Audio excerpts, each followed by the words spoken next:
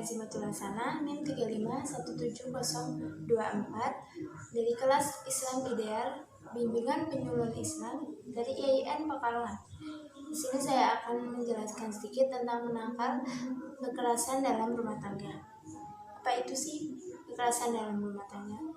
Kekerasan dalam rumah tangga adalah tindakan yang dilakukan di dalam rumah tangga baik oleh suami maupun istri yang dapat berdampak buruk terhadap keutuhan fisik pada anak, lalu psikis juga pada anak, lalu keharmonisan hubungan. KDRT itu sendiri dalam keluarga yang bersifat intern dan sangat pribadi, sehingga orang di luar tidak berhak untuk mencampurinya.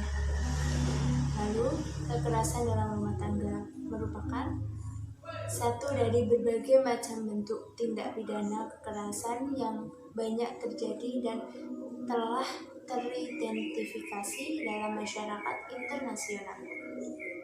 Kemudian, pengertian KDRT menurut istilah kekerasan digunakan oleh John Turnet dengan istilah criminally violent, sedangkan Dinat dan Coeny menggunakan istilah criminal violence.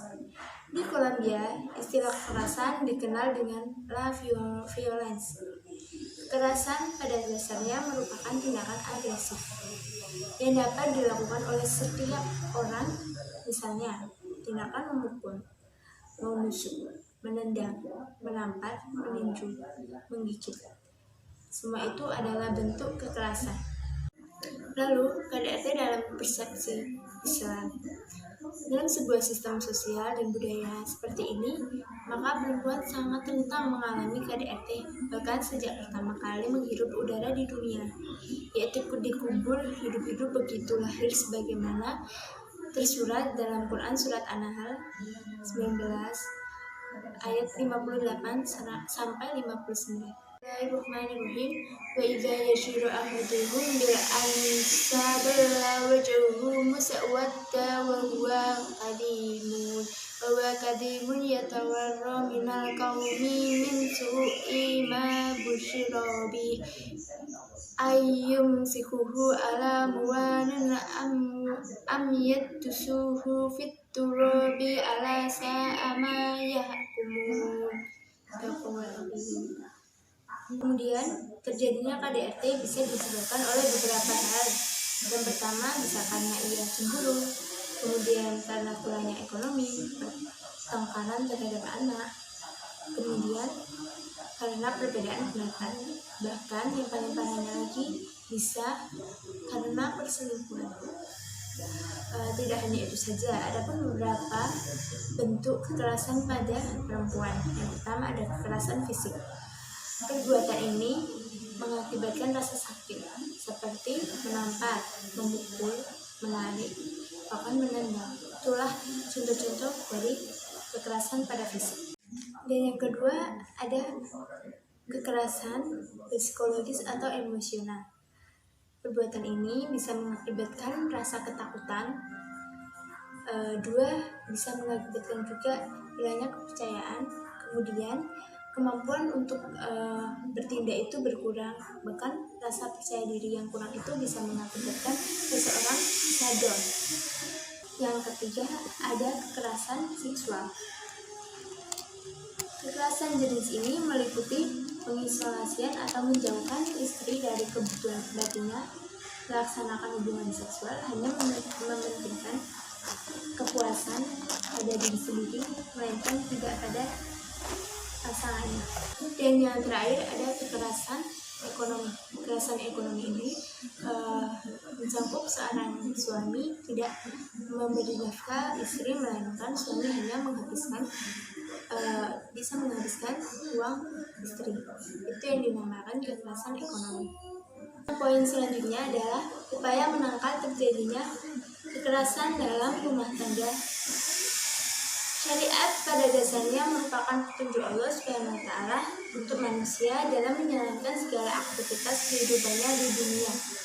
Dan petunjuk ini tidak hanya menjadi koridor hukum, tetapi juga mendapat bagian dari penjamin kebahagiaan manusia itu sendiri. Dalam Al-Quran juga mensyariatkan bahwa syariat yang turun oleh Allah SWT melalui Nabi Shallallahu Alaihi Wasallam bertujuan untuk membawa manusia kepada kebahagiaan dunia dan akhirat. Ayat ini juga mengidentifikasikan bahwa tujuan syariat untuk mengatur keselamatan yang ada pada kehidupan manusia. Oleh karena itu, perkawinan merupakan substan dari sistem sosial yang tidak berdiri di atas ruang yang kosong. Maka, keluarga sakinah adalah kondisi ideal yang ditopang oleh pilar-pilar yang kokoh. Selanjutnya, kritik. Yang pertama, terjadinya KDRT biasanya di kaum menengah ke bawah. Karena yang banyak dipermasalahkan adalah masalah kebutuhan ekonomi. Dan yang kedua, permasalahan ini telah mengakar sangat dalam dan terjadi hampir di seluruh dunia. Dan selanjutnya, yang ketiga, kebanyakan yang melakukan KDRT ini adalah seseorang yang gampang emosi atau imannya rendah. Kemudian, saran bagi saya, sedini mungkin sebelum menikah seseorang itu memperhatikan kehidupannya, apakah dia seorang yang baik atau tidak, ataukah dia seorang yang penyabar atau tidak, bahkan seorang yang kasar atau tidak. Seorang itu atau calon pengantin itu harus mempertimbangkan tentang si calonnya itu, atau menyelidiki lebih dalam tentang kehidupannya sehari-hari itu. Kemudian yang kedua, seharusnya sebelum menikah mempelai laki-laki maupun perempuan diberi pendidikan tentang Islam, tentang agama yang lebih mendalam. Yang ketiga, bagi masyarakat yang akan menciptakan keluarga sakinah mawaddah warahmah dan anti KDRT itu, yang perlu dipahami, kita harus menjaga keharmonisan komunikasi pada keluarga. Jadi lebih akrab kita menjalin komunikasi, insya Allah kita terhindar dari KDRT tersebut. Terakhir ada kesimpulan. Hukum Islam tidak mengenal kekerasan terhadap istri, memukul istri yang berbuat khusus sebagaimana termuat dalam Quran surat An-Nisa ayat 34. Hendaknya sebagaimana tindakan untuk memberi pembelajaran, bukan untuk menyakiti, bahkan berbuat kekerasan. Karena ini juga berimplikasi pada akibat hukum. Bahkan berdasarkan hadis yang memperolehkan suami memukul istrinya yang berbuat zina. Jadi kita sebagai suami bahkan istri dilarang untuk melakukan atau berbuat kekerasan pada pasangan kita, karena itu dilarang oleh Allah. Itulah yang bisa saya sampaikan, kurang lebihnya mohon maaf.